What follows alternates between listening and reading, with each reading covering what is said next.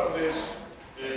Bueno, vexo que hoxe temos un cheo total. Moi ben.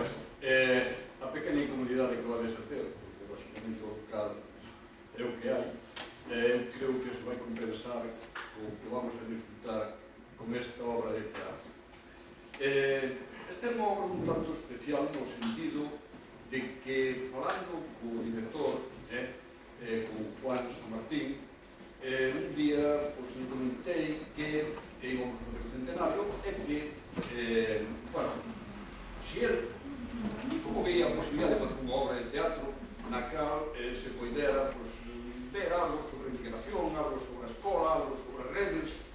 Bueno, este señor colleu e a partir de unha documentación que le entreguei, tanto fotográfica como dunha obra de Mugardos, cando foi o centenario de Mugardos, ele fixo algo que non me quixo dicir o que fixo. Me dixo, mira, non che digo nada, nin che explico, ni nada, porque quero sorprender. Entón, igual que me vai sorprender a mí, vos vai sorprender a vos. Entón, estamos aquí todos tranquilos esperando a ver como nos sorprende este grupo de teatro que se chama Grupo de Teatro Artesán. É unha asociación de salas, a única finalidade que ten esta xente, lógicamente non é económica, sino que é elevar o teatro ás parroquias, elevar o teatro ás asociacións. Entón, cando alguén me pide que representen para unha asociación unha obra de teatro, eles van sin ningún coste económico, claramente os gastos e nada máis, non? Quer dicirse que é un grupo meritorio, é un grupo donde todos os componentes se entregan a esta labor tan difícil que é o teatro. Así no seu currículum podemos dicir que prepararon xa desde fai 6 ou 7 anos que levan con esta tarea, prepararon 7 obras ou 8, que as levaron por todas as parroquias, por todos os sitios onde lles pediron que as representaran. Participaron tamén en 2 concursos da Diputación e conseguiron o segundo e tercer premio nos últimos anos. Isto xa fala dunha calidade. Son xente que o teatro fano vivir ao espectador e eles tamén o viven porque lles encanta e lles gusta, é unha afición que ten. Eu xa non vou dicir nada máis, pero vou mirar unha nota a ver se me queda algo. Non se me queda nada. Entón,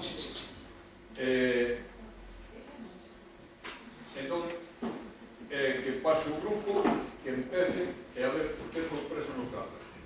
Moi ben, gracias.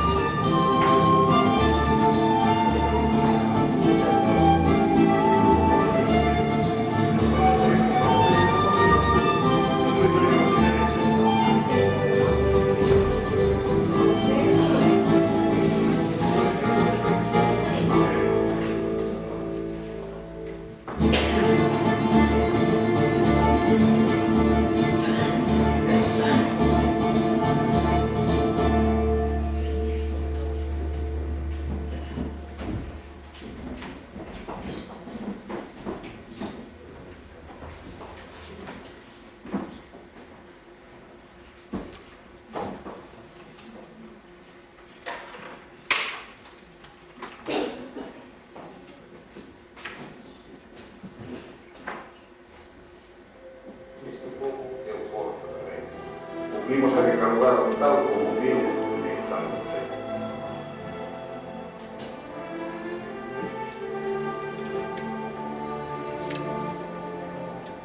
O castro de Mourón foi un dos primeiros lugares habitados da Bismarck. Pasado o tempo naceu un monte, entre eles paredes. Cando se chega a ver o primeiro que se atopa é a antiga praza do campo en que se celebraban as festas e as cenas, ata que a construcción da entrada levou toda a actividade ao celestial. As galerías dos balcóns son os elementos tradicionais que destacan as fachadas das casas.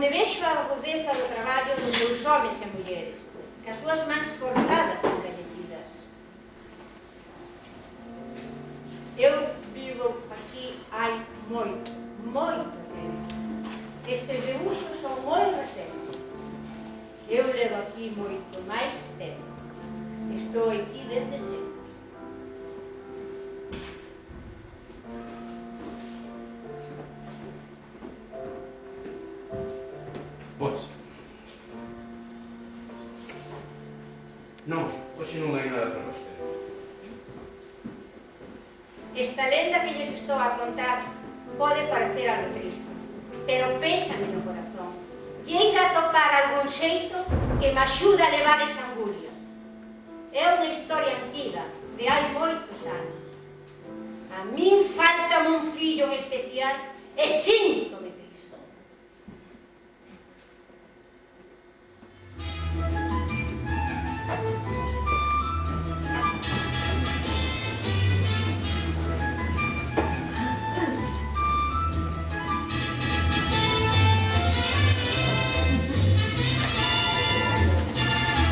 Hola, yo soy Boas Noites.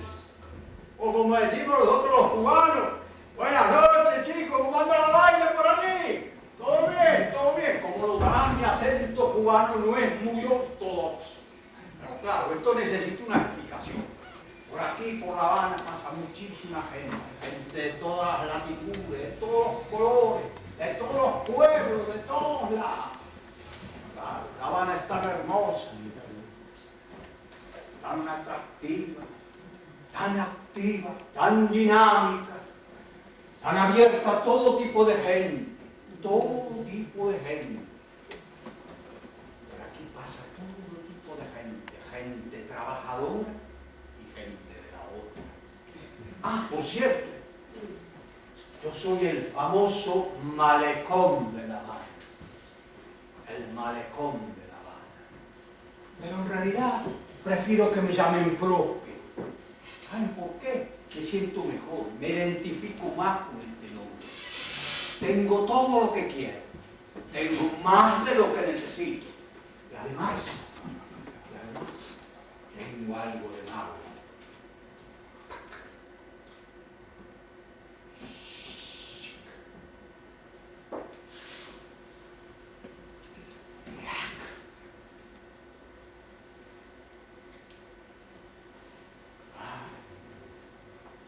La Habana es tan hermosa, tan dinámica.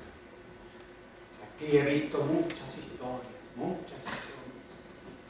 malecón viene todo tipo de gente, viene a las despedidas, viene a recibir a su gente, he escuchado historias y he visto muchas historias de todo tipo y de todo color. Ay, La Habana es una fuente de recepción de gente de todos lados. Por aquí viene gente a descansar, viene gente a pescar, viene gente a hablar de amor, viene gente de todo tipo. He contado y he escuchado historias de despedidas, de encuentros, de lamentos. Pero aquí en el malecón todo es música, canciones, vivo rodeado de la alegría. La tristeza para mí no es plato de mi devoción. Pero he escuchado que hay alguien que está triste.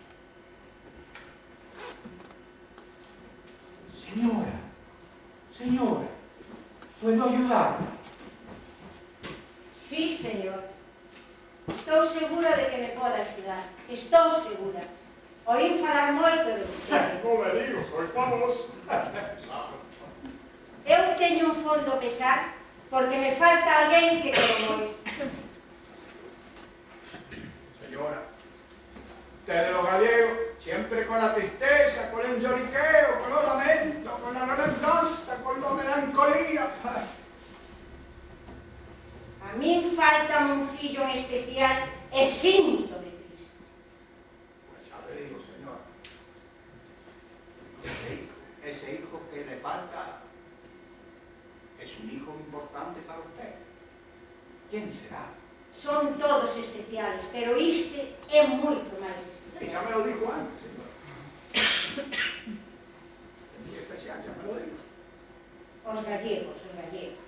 A mí me importan, en este caso, os galegos da Ría de Ares. De eso no hay problema, señora. Aquí en el malecón, en Cuba, en La Habana, hay un mogollón de ellos. Tú levantas una piedra, salen 4 gallegos de Ares. No hay problema. Non vai ser doado.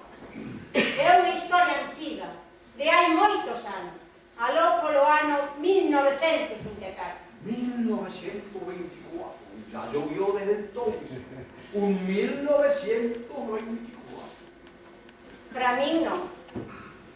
Nises anos, os galegos e as galegas tocoulles vivir unha época difícil, moi difícil. Eran tempos aqueles de marxinación e caciquismo, sin ocioso a un futuro millor, unha vida máis levadeira, sin miserias, sin escasezas, sin carencias. A min falta un fillo en especial e síntome triste. Un hijo en especial, señor.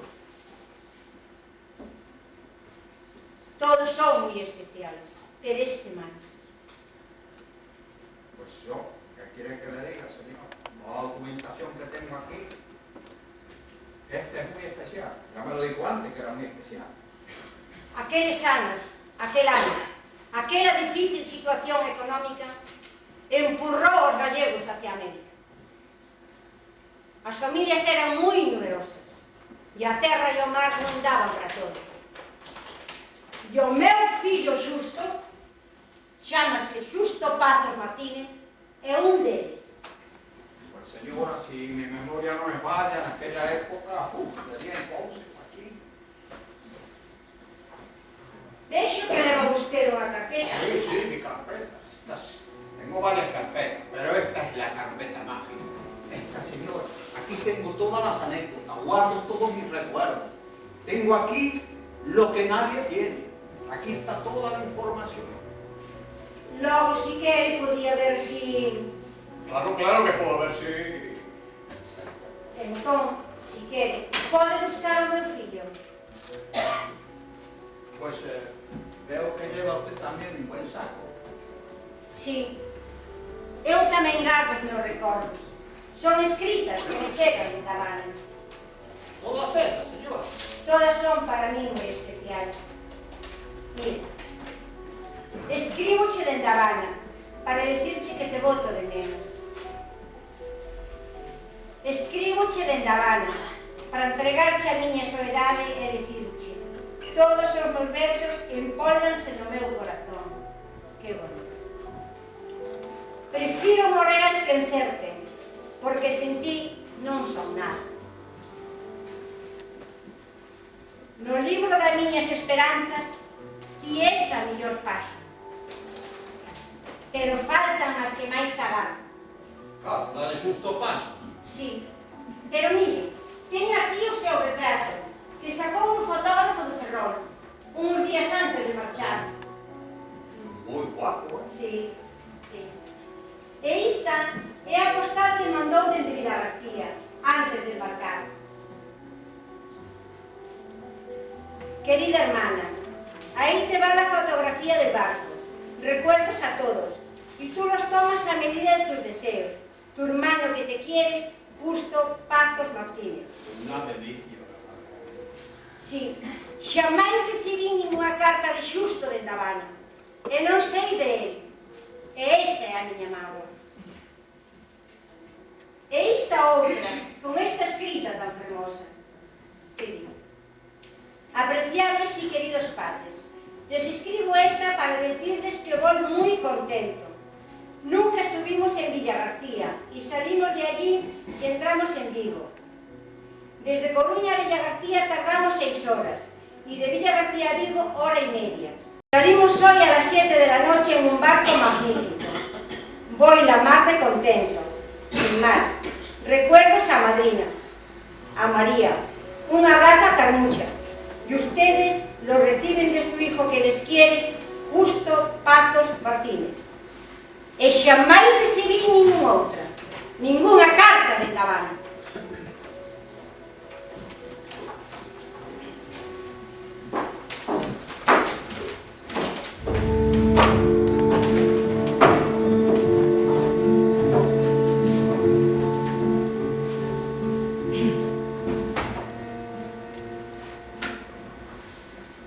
Só a miña voz desterrada. Ai, e os meus ollos, e como me van desterrar inteiro, se é o meu corpo figura de teu pó, se os meus osos son barro das tuas eiras, e o sal do teu mar está na miña pele. Só a miña voz desterrada. Ai, e os meus ollos. A palabra que digo é a tua palabra.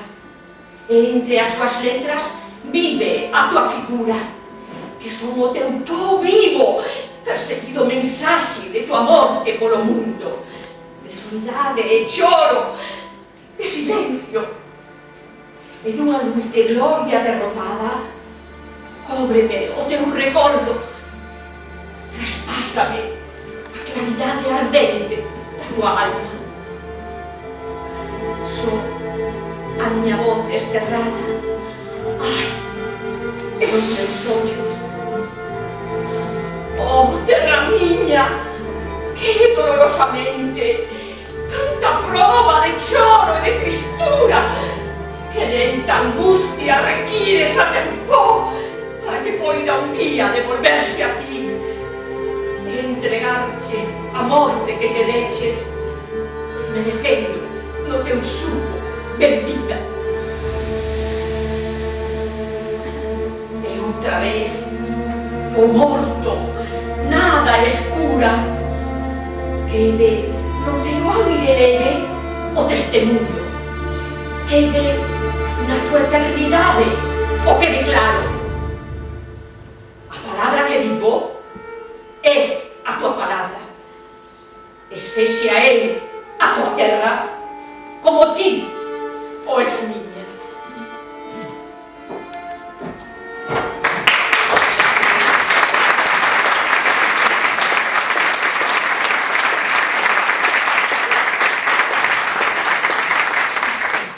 Esta es una poesía de destierro. También que la emigración es una forma de destierro, pero realmente la emigración es mucho más amplia, es más, tiene más cosas. Era un problema grande. Por ejemplo, yo aquí tengo información, un ejemplo de los muchos que tengo aquí en mi carpeta mágica.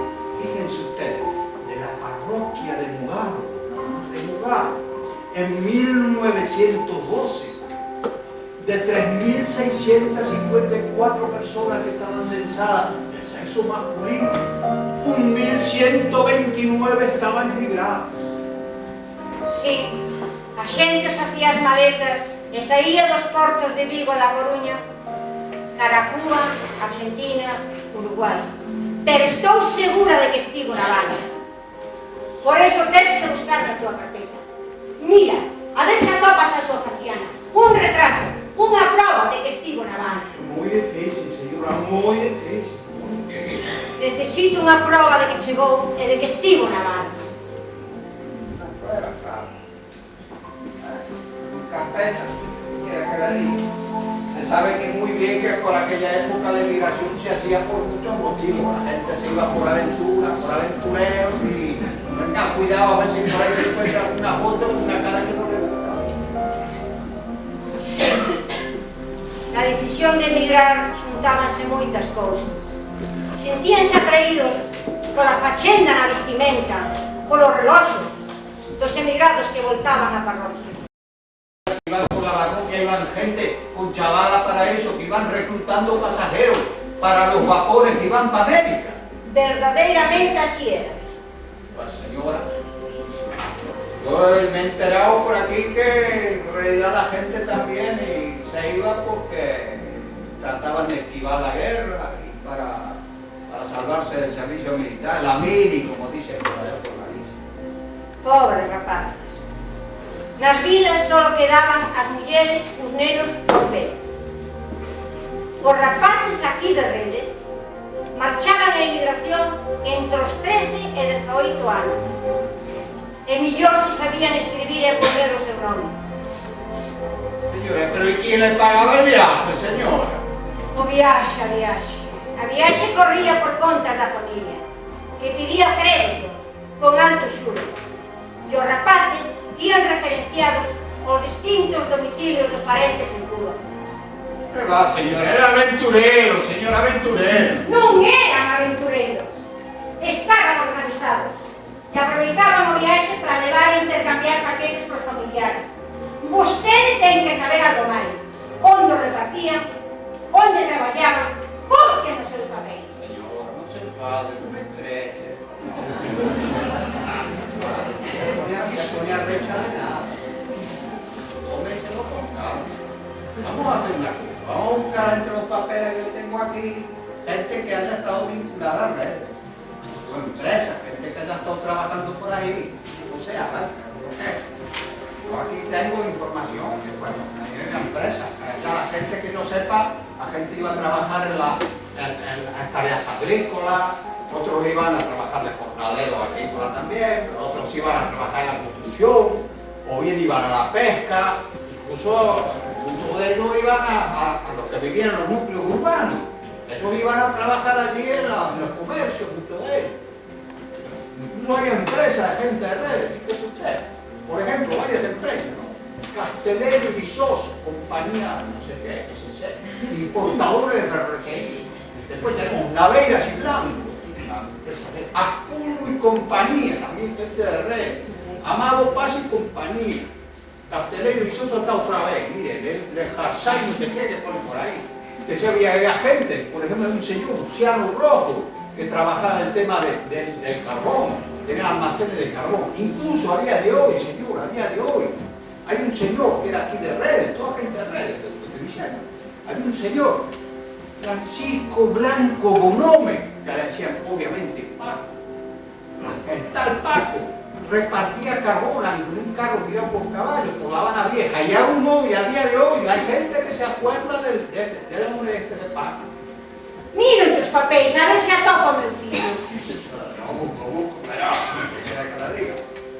Tendría que hacer usted comprobar a ver si ve ahí en la foto, yo mismo. Lo busco, ¿vale?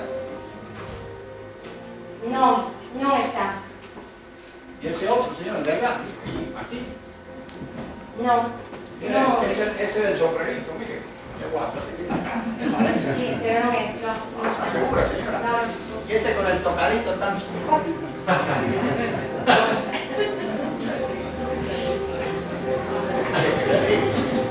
Mire, esto sí que es interesante, señora. Casa Blanca, esto sí que es muy interesante.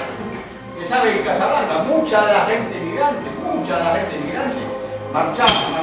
Casablanca está ahí, al lado, pegadito a La Habana, aquí mismo, a un tiro de piedra.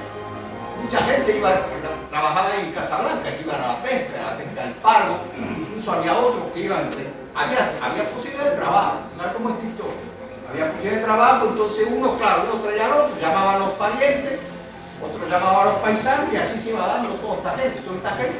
Ahí en Casablanca, muchísima gente que iba al norte, a la península de Yucatán, aquí a Florida, todo por acá, toda esta zona de violentos huracanes, no sabe lo que era aquello. Trabajo duro si no hay. Pero gente muy recia, gente que trabajaba y luchaba muchísimo por su porvenir. Incluso le digo más, la salazón, aquí en Cuba, la salazón la introdujeron ustedes los gallegos. Aquí no se conocía el tema de la salazón. Aquí fueron los gallegos los que trajeron esa historia. Ay, Casablanca, hoy tengo aquí unas cosas muy interesantes. Casablanca. Mira, viste el malecón, qué guapo que salía ahí. Me acuerdo las gafas que uno ve un poco. Estas gafas que no tienen vidrio, pero bueno. Jodieron las gafas.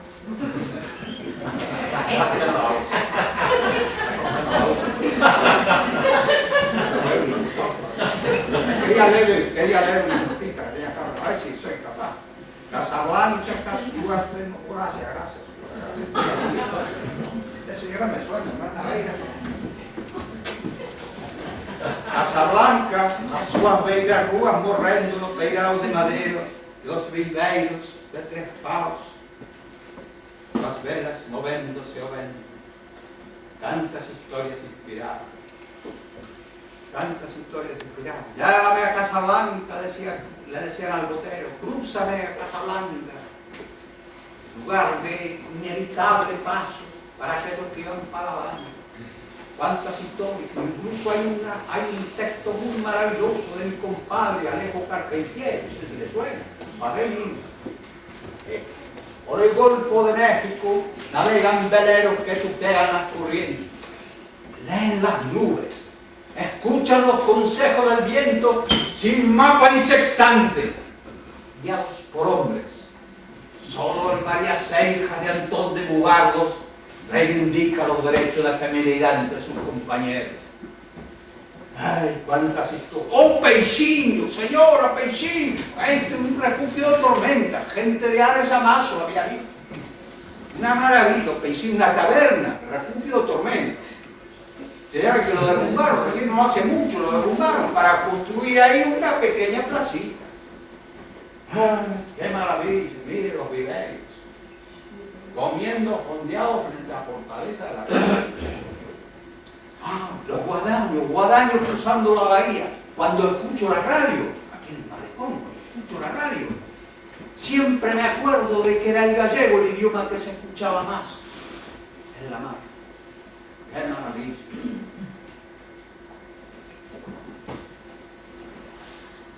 Usted pensará que yo soy un mentiroso, ¿verdad? Usted es un embaucador, pero non atopa o meu fillo. Busque a susto. Señora, muy difícil, señora, muy difícil.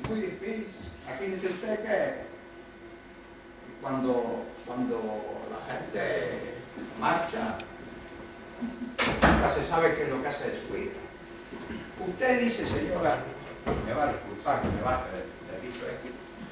Usted dice, sostiene que el tal Justo Paso, bueno, estuvo en La Habana, pero usted no tiene ninguna prueba, señora, de que haya estado en La Habana.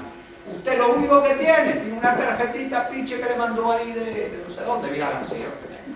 Y después de ahí nada, o sea que no tiene ninguna certeza de que haya estado en La Habana. Sí que estivo na Habana, señor, dame o corazón, pero non teño probas, por eso ten que axudarme. Señora, usted sabe muy bien que muchos gallegos tenían una doble vida. Venían para aquí, tenían hijos, se volvían a casar. Y mire que se revuelve mucho, a lo mejor se lleva una sopa, E marchar de novo sós. Algúns deles pavoneaban o seu engrandecemento, outros non tanto, pero todos, mantiñan todo o amor á súa terra.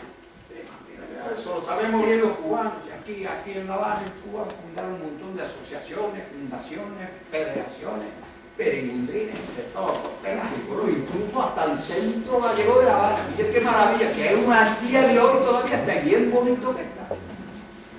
Mantiñan viva a nosa cultura e a nosa lingua. A situación das escolas era o que máis lles preocupaba, xa que daquela a maior parte dos galegos eran analfabetos. A administración esquencera totalmente a súa obriga cas escolas de ensino primario. E nin siquiera había escolas para cativos.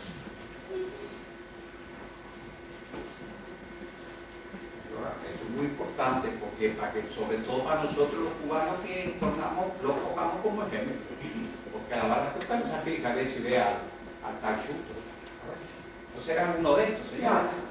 Pídese de ahí. No, non é. El cabezón de la vuelta, ¿no? Non. Mira, aquel que tiene una oreja como sartén, ¿no? Xusto tiña 21 anos, non se esquenta nunca disso. Pero no puede ser, señora, que no puede ser, no puede ser, pero claro. No puede ser, señora. Que? Pero si usted me dijo hace un rato que justo este amigo le había mandado unas postales de Villagarcía, quiere decir que tiene que saber leer y escribir, no puede haber estado en una escuela antigua, tiene que haber estado en una escuela nueva. Mire lo que encontré aquí, qué interesante lo que tengo por aquí, mire. Pero por aquí está, el acta de la Fundación de la Agrupación Instructiva de Camoedo y Camoedo, ¿qué es esa de Ica? Y red. Lea, por favor, señor secretario, en la ciudad de La Habana, reunidos los que abajo suscriben previa cita en la morada de don Modesto Casal, en la calle Estrella número 21 de La Habana, exponen que el objetivo de la reunión es hacer un llamamiento a todos los nativos de la villa de Ares, con el fin de fundar en su pueblo natal un colegio elemental para niños, sostenido con los recursos entre todos los hijos de aquel pueblo. Es hoy la única sociedad con domicilio social en La Habana y autorizados sus estatutos por el gobierno civil de la misma, para implantar cuantas escuelas sean necesarias en el término judicial de Ares. Su objetivo será fomentar y propagar la enseñanza entre los habitantes de la parroquia de Camoco y colindantes, estableciendo escuelas de instrucción bajo la dirección inmediata de una delegación representativa que se establecerá en Camoco. Los que estén de acuerdo con estos estatutos se pongan de pie para su aprobación. por favor, señor, se ponga de pie, por favor, señor, póngase de pie, para que no que probar, por los que han interesado, por favor, señor.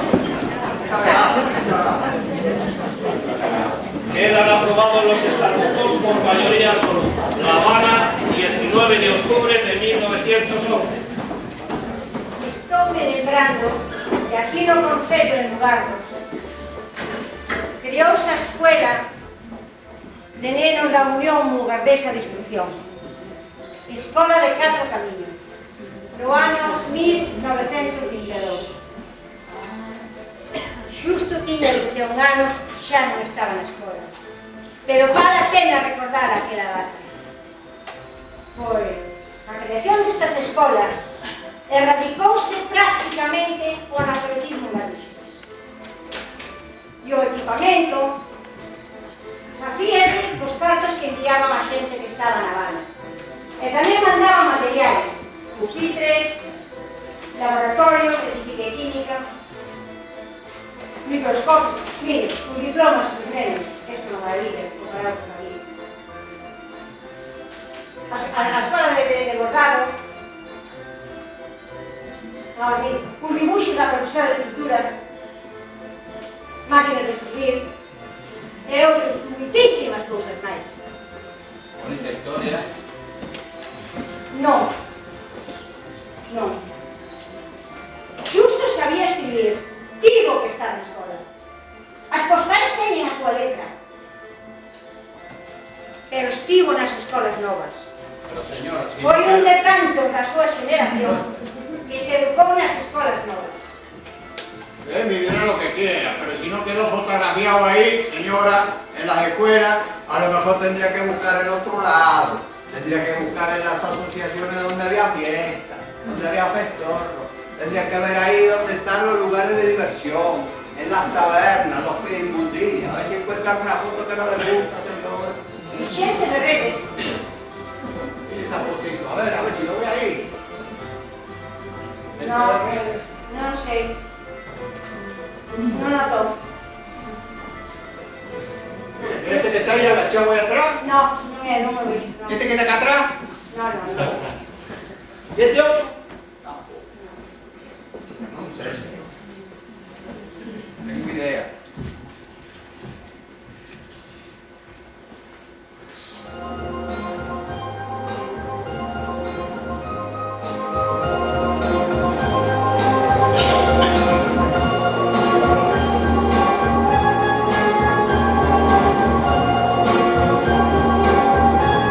A veces llegan cartas con sabor amargo, con sabor amargo más.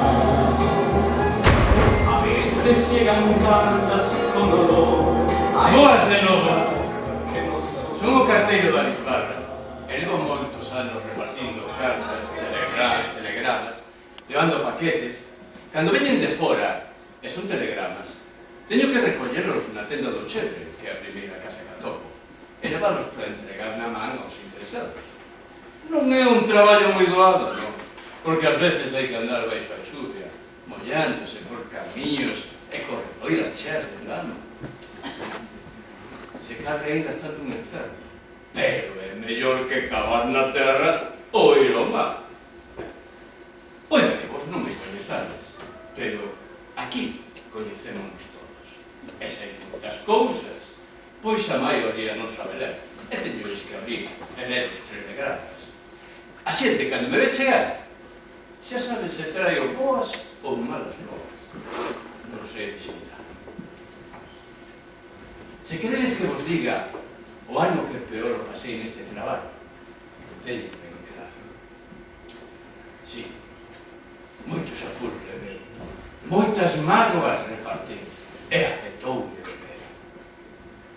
Sí, o ano que peor o pasei foi o de 1926, o ano do ciclón da Habana. Non hai novidade para vostede. Adeus, ata outra. El ciclón de La Habana de 1926. ¿No saben ustedes lo que fue aquello? Vientos huracanados de 200 kilómetros por hora. Fue aquel terrible descalote.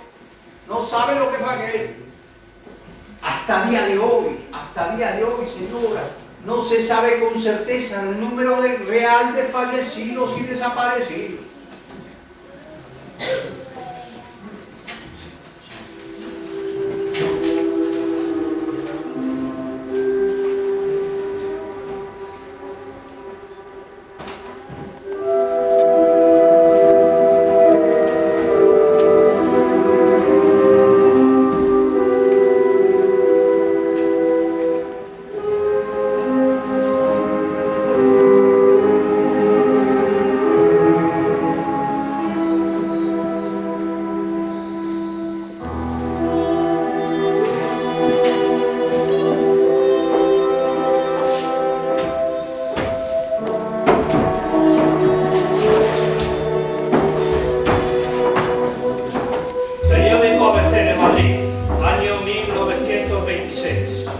noticia fechada en Nueva York el 20 de octubre de 1926. A las 11:10 de la mañana se han interrumpido las comunicaciones telegráficas con La Habana, a consecuencia de un ciclón de extraordinaria violencia. La capital se quedó sin fluido eléctrico. Están cortadas todas las comunicaciones telefónicas y telegráficas e inundadas sus calles. La actividad en la ciudad está paralizada.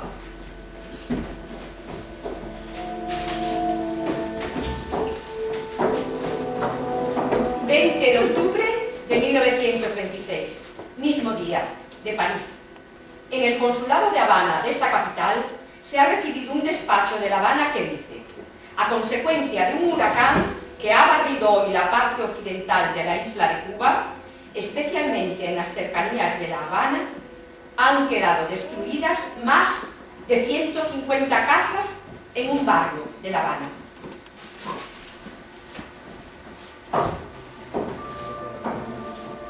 Noticia desde Jackson. Punta Herrera, 9:30. La Habana. Violentísimo huracán. El barómetro sigue bajando.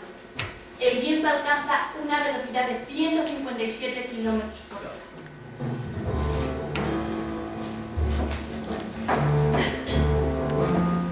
Noticia llegada de París, según los primeros informes de La Habana. Durante el huracán que devastó ayer la Florida y Cuba, hubo 30 muertos y 300 heridos. Centenares de casas han sido destruidas, encontrándose millares de personas en la ciudad y sus alrededores que carecen de albergue. La policía y las tropas que patrullan por la población han recibido la orden de hacer fuego sin previo aviso sobre los que se dediquen al pillaje. Se teme encontrar nuevas víctimas en una parte de la ciudad inundada a consecuencia de las propiedades solas, que continúan rompiendo sobre la población después de pasar por encima de los muelles y del malecón. Las fábricas Ford han sido en parte destruidas. Centenares de barcos de pesca que estaban en el puerto han sido arrojados contra la costa, destrozándose. La falta de comunicaciones regulares hace muy difícil dar detalles de la catástrofe.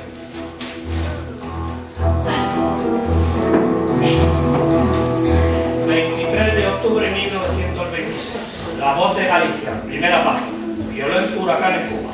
Lo ocurrido tiene las proporciones de una catástrofe. Las noticias que se reciben de la isla de Cuba van dándonos a conocer las enormes proporciones alcanzadas por el violento huracán allí desencadenado. 650 muertos y el número mucho más elevado de heridos son las cifras que hasta ahora se conocen en cuanto a las desgracias personales causadas por la fortísima tormenta. A esto es necesario añadir los perjuicios materiales ocasionados y las grandes pérdidas. Por lo general, el dolor que una desgracia de esta magnitud nos produce está en proporción inversa a la distancia con que el hecho se produce. A menor distancia, mayor dolor.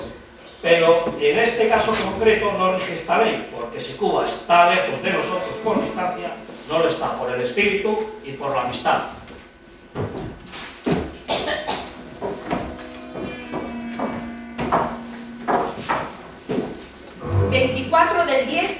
De 1926. Las noticias recibidas hasta ahora en La Coruña dejan en nebulosa el detalle de lo sucedido en cuanto a víctimas. Y es natural que despierte esto tranquilidad en el ánimo de las familias que tienen parientes y amigos en aquel país hermano. Cuba entera, La Habana especialmente, es una prolongación de Galicia. La impaciencia que reina entre la población gallega, que recurre a los periódicos, autoridades y al consulado de Cuba en La Coruña en busca de las noticias de sus familiares.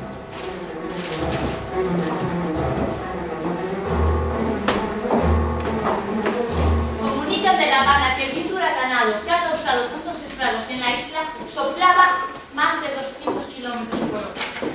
En las calles de mayor tráfico de la capital se ven numerosos restos de los destrozos causados por el temporal. Se hundieron 3 barcos de vela, un buque escuela y un pequeño barco de guerra cubano.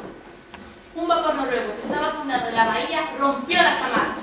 Fue lanzado por el viento contra el otro lado del puerto y rechazado hasta su primera posición, experimentando grandes averías.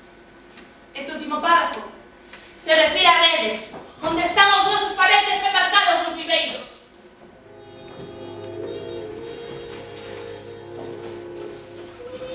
El 24 de octubre de 1926 se ha restablecido el servicio telegráfico entre Madrid y La Habana.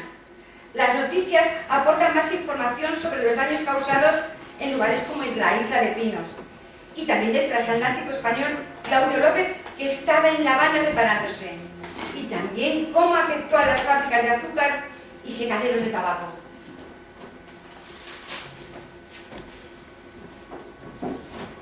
Un cubano, Muñiz Rodríguez, propone que se haga una colecta con el fin de recaudar fondos para ayuda de las víctimas.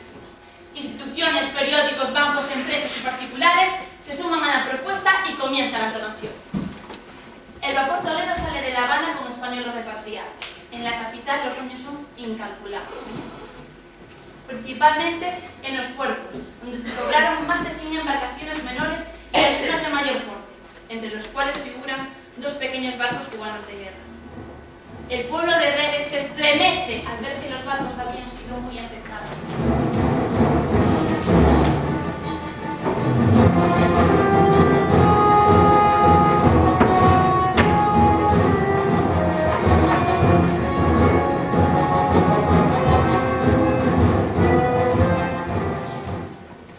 Chegamos a Coruña no Orcoma onte, ás 8 da mañá. É o primeiro vapor en chegar a España dende o furacán que asolou Cuba. O Orcoma chegou a Habana o 19 de outubro ás 7 da tarde. En aquela bahía permanecimos durante toda a treboada que comezou a 1 da mañá do día 20 e non cesou ata as 5 da tarde do mesmo día. Baixo a chuvia torrencial, o mar foi engolido polo vacío que se produxo nos primeiros momentos do furacán. Formouse unha cortina de auga tan densa que non víamos a proa do barco desde a ponte. O ceo e o mar xuntáronse no ar. Foron uns momentos de gran angustia. Unha embarcación de 4 paus que saíu despedida botouse en riba do Orcoma, pero gracias a que os motores se mantiveron acesos durante toda a treboada, puido maniobrar oportunamente e zafarse do abordaxe. 2 lanchas de salvamento zozuraron na borda do Orcoma e a tripulación fixo grandes esforzos ata lograr subir a bordo os 42 pasaxeiros dos 2 ferres que foran a pique. Os momentos de maior virulencia do furacán foron entre as 8 e as 12 da mañá. Como o fenómeno xa estaba avisado dende días antes, o número de vítimas non foi maior, pois a xente da Habana refuxiouse en soltos e pisos baixos. Os tripulantes do Orcoma que desembarcaran non puideron volver ao barco ata a medianoite, pero conseguiron aloxarse nun hotel de 3 pisos de cemento armado e contaron que durante a noite creeron falecer esmagados por mor de que o inmoble se movía como se fose de papel. Os efectos do furacán foron terribles na Habana. O Antonio López embarrancou nunha praia en Guanabacoa. O Barcelona, da Compañía Española Transoceánica, non sufriu máis que lixeiros danos na coberta do barco. Embarcacións menores e botes perderonse moitas. O Orcoma abandonou a Habana o 21 de outubro, cando xa todo rematara. Eu non sei máis, pregúntenlle a él sabe. 11 de diciembre de 1926. Se publica en el periódico la primera lista oficial de fallecidos, facilitada por la Embajada de Cuba en Madrid. En la relación aparece nuestro paisano Francisco Permuy Prieto, del Vivero Coruña, y otras muchas víctimas, incluso un gran número de ellas sin identificar, relacionando únicamente el lugar en que se encontraron los cuerpos.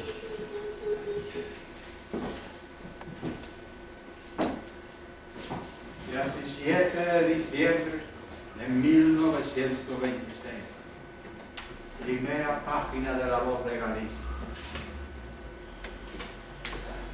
En el puerto de La Habana, la flota de viveros estaba en gran parte tripulada por patrones y marineros de Redes. Los efectos de la catástrofe alcanzan a numerosos pueblos de Galicia. Uno de estos es la simpática y sonriente vila de Redes. Son 9 las víctimas del trágico suceso. ¿Quiénes fueron los muertos? El cartero tiene la respuesta. Él tiene los telegrafos. Gaspar Carpente Pérez, Bernardino Carregal,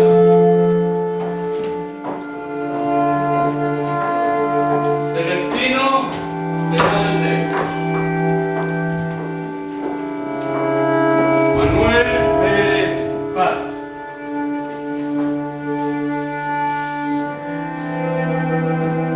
Basilio Deus Ross,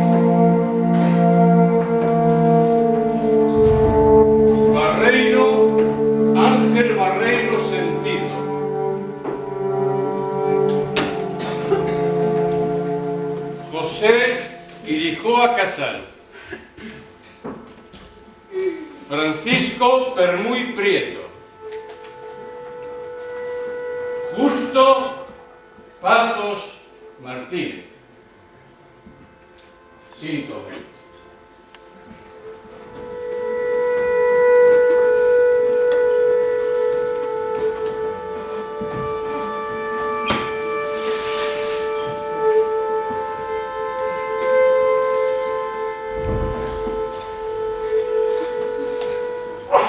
Ves como sabía eu que estivera na van? Dábame o corazón. Agora xa teño a prova que me faltaba. E esa nova, que gran ansiedade, canta inquedanza, que dor, trouxas familiares con parentes en Cuba. Días difíciles de dor, de perda do ser querido, e futuro incerto pos familiares. As campanas da igrexa de Camouco toquen 5 días seguidos a morto.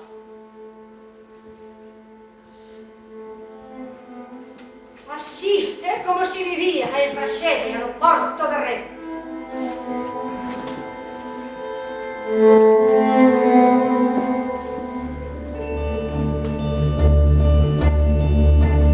Pero señora, esto no puede ser el final de esta historia, señora. Está bien que la tristeza es pan de todos los días para ustedes los melancólicos y tristes gallegos. Pero señora, no debe estar triste por la pérdida de un hijo. Usted debe estar orgullosa por todos aquellos otros que supieron solamente con las manos y con su inteligencia labrar su porvenir. Y lo que es más importante, señora, supieron compartir su riqueza con sus paisanos. No esté triste, señora. Tiene que estar orgullosa de todos estos hombres. Y siempre, siempre debe estar contenta y orgullosa. Por siempre, jamás. No esté triste, señora. No esté triste, señora. Al fin y al cabo, todo esto ha sido un sueño. Esta historia se desvanece lentamente y nosotros desapareceremos porque estamos hechos de la misma materia con que están hechos los sueños.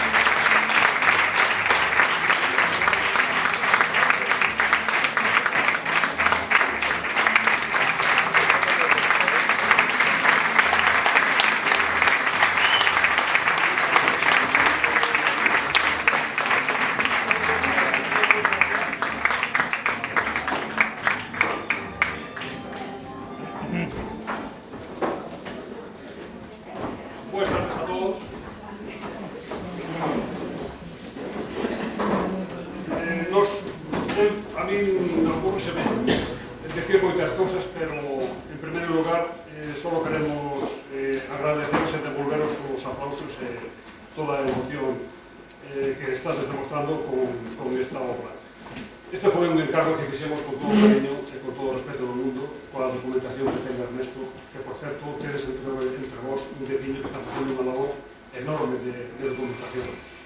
En base á proposta que me fixo el para facer este espectáculo, pues foi un espectáculo feito con todo o amor e con todo o cariño para vos, para que disfrutedes e para que as cousas que sucederon aquí nesta parroquia vosa, pues apoiades non esquecer nunca. En fin, é unha obra moi seria. Pensamos ter unha segunda comedia de outros 20 minutos que cambiaba e rompía prácticamente todo o tema, pero falando con Ernesto decidimos deixalo o asunto así, porque dá a impresión de que é moito máis bonito acabar co tema que nos trae aquí, que é o noso centenario da ocupación destructiva de Tormón. Non teño nada máis que volver a reiterar o traballo que fixo toda a xente de Teatro Artesano, que fixemos esta obra en moi pouco tempo. Quero felicitar a Xulio Rodoire, que tivo que memorizar un texto longo, e felicitar a Inés, que tamén fixo un traballo de orden de memorización do texto. E a todos os demais compañeros que están aquí, que fixeron este traballo con todo o cariño do mundo. Quero tamén un aplauso para os técnicos que fixeron isto.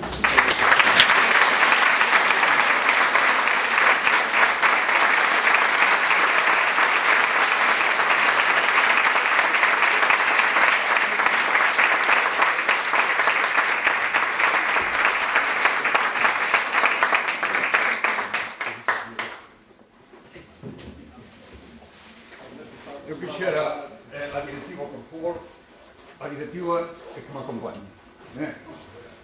A ver. Pues este é a directiva. Se equivocou, todos os digo. Por favor.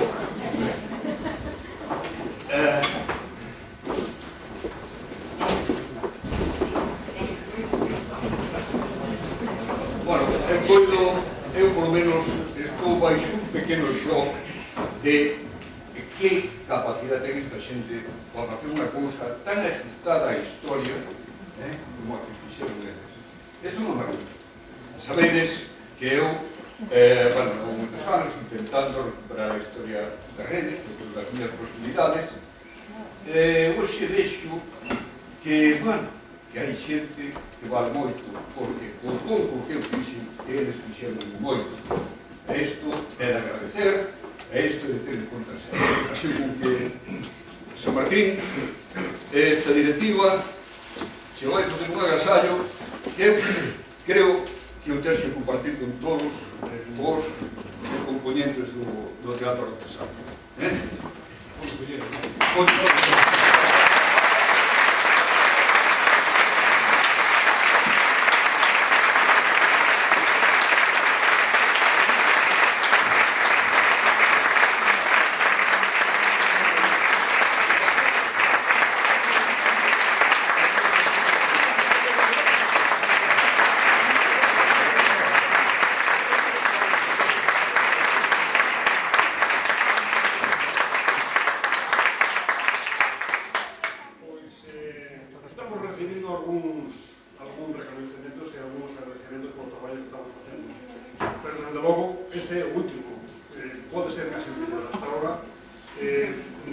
Para mí, personalmente tengo un aprecio especial, evidentemente, porque sabes que este traballo fíxose especialmente para vos. Sí. E que nos dediquedes, que nos dedes este regalo, pues é unha boa conversación. Estamos moi agradecidos e vamos a guardar de vos todo o honor que se